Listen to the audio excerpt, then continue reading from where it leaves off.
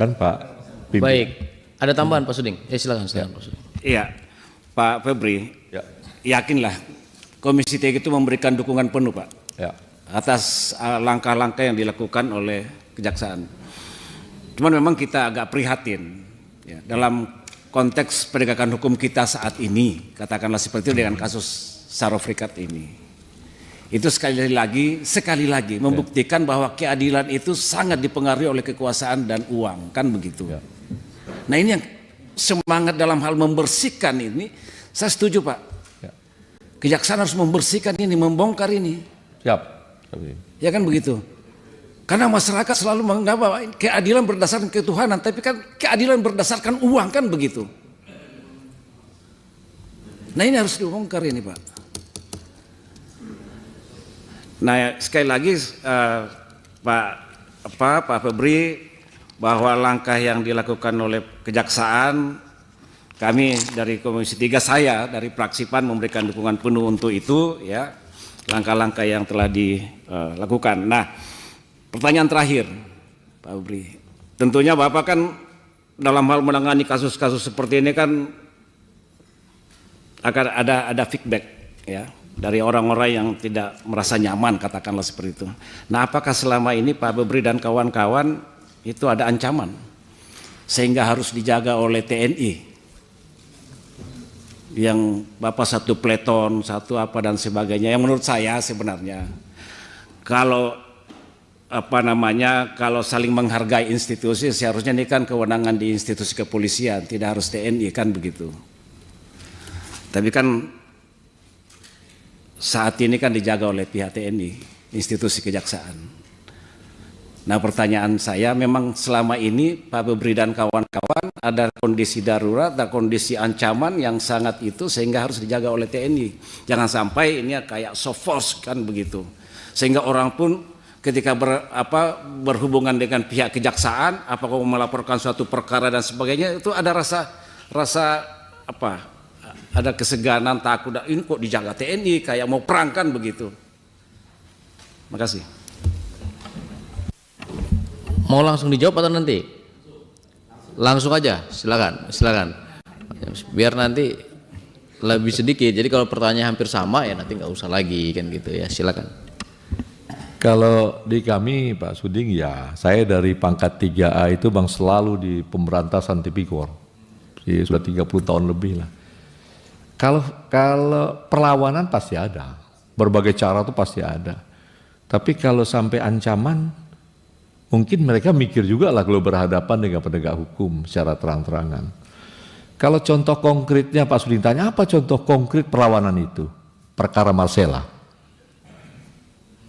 Perkara Marcella itu ada salah satu, ada buzzer-nya yang dibayar hampir 1 M ya? Kontennya, kemudian pelaporan, jampisus, penyerangan ke Jaksa Agung, bisa kita buktikan. Dan full kami tahu jaringan itu. Contoh konkret itu. Tapi kalau kembali ditanya untuk ancaman, nggak ada lah Pak Suding. Sampai sekarang kita bisa berjalan, kita hanya berharap ada dukungan politik, Komisi 3 masih sering komunikasi, dorong terus ya, menjadi penyemangat bagi rekan-rekan kita semua. Karena saya dari awal menyampaikan, kalaulah penegak hukum yang berwenang menangani tipikor masih mengarahkan bidikannya ke perkara-perkara biasa, maka ini nggak akan pernah habis. Tapi kalau dia masuk ke area-area yang memang jaringannya banyak, ya, dan ini sifatnya dia terkendali dengan kebijakan, ini dibongkar, ini ada baiknya. Contoh kayak tekstil kan kita tangkap di Batam, tangkap Jawa Tengah, karena kita lihat sudah sulit sekali industri tekstil ini bersaing.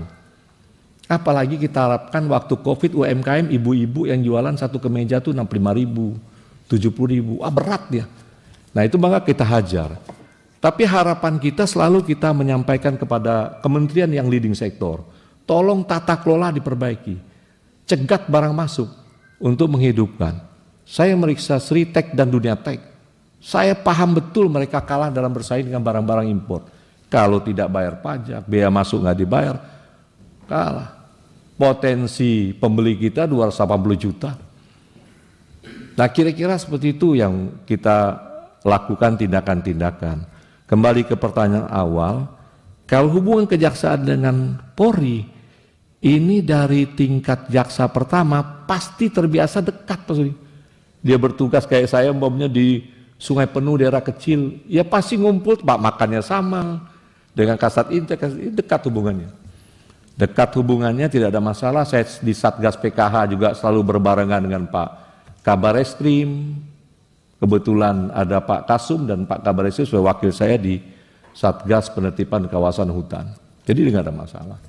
Cuma kalau kembali tanya kenapa ini TNI, ini memang ketika ada Jampitmil, ini kebanyakan memang nuansa pengamanan itu yang jaksa tidak begitu paham, banyak diserahkan memang dengan Jampitmil, Pak Sudi.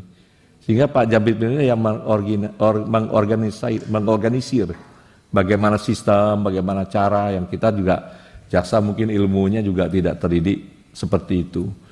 Nah, kemudian ada beberapa, saya bawa juga surat permintaan dari Jampitmil ke teman-teman TNI untuk pengamanan.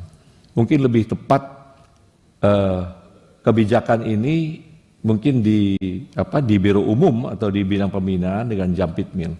Tapi kalau di Pisus clear, kita nggak ada masalah dalam proses penanganan juga.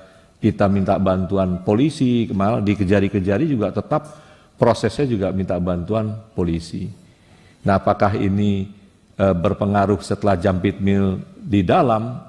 Saya kurang tahu teknis, cara strategi pengamanan pimpinannya kurang paham saya. Jadi mungkin sebaiknya nanti di Pak Jampitmil tuh Pak Sudi.